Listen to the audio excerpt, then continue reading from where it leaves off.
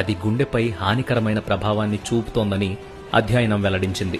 ఇలాంటి శబ్దాల వల్ల గుండెపోటు, బ్రెయిన్ స్ట్రోక్ మరియు రక్తం గడ్డకట్టడం వంటి ప్రమాదాలు జరగడానికి అవకాశాలు ఎక్కువ ఉంటాయి. అధిక శబ్దాలు విన్నప్పుడు గుండె పై భాగంలోని 2 గదులకు రక్తం సరిగా చేరదు. దీని కారణంగా క్రింది గదుల్లో రక్త ప్రసరణ కూడా దెబ్బతింటుంది. అది గుండెపోటుకు దారితీస్తుంది.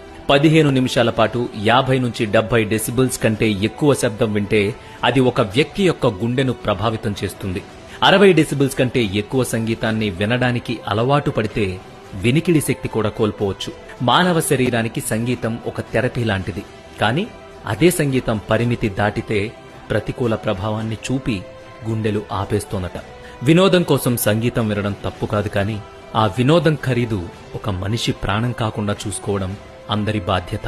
అందుకే ఈ ముఖ్యమైన సమాచారాన్ని ప్రతి ఒక్కరికి షేర్ చేయండి.